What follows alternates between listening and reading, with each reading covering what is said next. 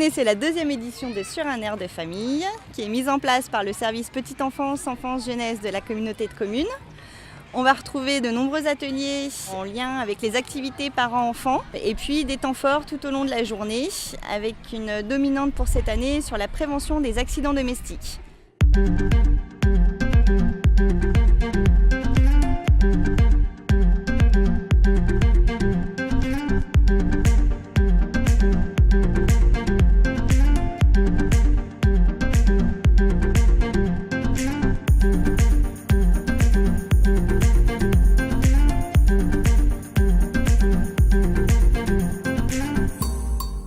Un des autres objectifs de cette manifestation, c'est la co-construction de la journée. On part du principe que chacun a des compétences à mettre en avant. C'est pour ça qu'on met en place un groupe de travail où participent des parents, des enseignants, des associations, des salariés, des élus.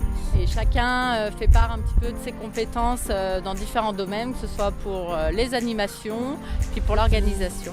Tous les salariés sont réquisitionnés sur cette journée pour mettre à bien les ateliers avec du maquillage, des ateliers de bricolage, des ateliers jeux d'eau, beaucoup de musique aussi, du cirque, avec des massages bébés, de la sophrologie, des signes pour les bébés et des activités aussi pour les ados avec du full contact, de l'escalade. Un des objectifs de notre projet éducatif local, c'est l'accompagnement à la parentalité. C'est dans ce cadre-là qu'on a décidé de mettre en place cette journée sur un air de famille. Le principe des ateliers, c'est un échange, c'est pour permettre aux familles de passer un moment convivial entre eux, un échange parents-enfants. Donc on imagine en tout cas les ateliers comme ça. Au niveau du maquillage, c'est le parent qui maquille l'enfant et inversement l'enfant qui maquille le parent. On a le manège à traction parentale où il faut que le parent pédale pour que le manège tourne avec les enfants dessus. Et voilà, tous les ateliers, en tout cas, on essaye de manière ludique de les construire pour que ce soit un échange entre familles.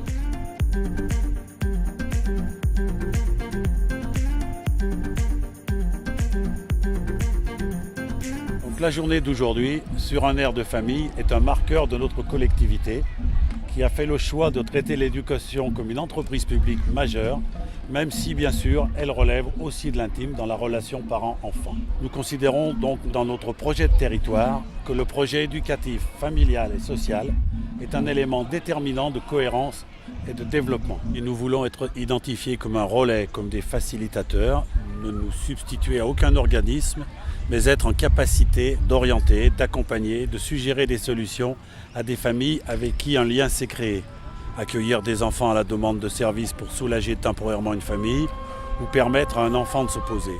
Mais nous avons aussi comme objectif de retrouver un public qui nous échappe et qui n'est pas forcément le plus favorisé.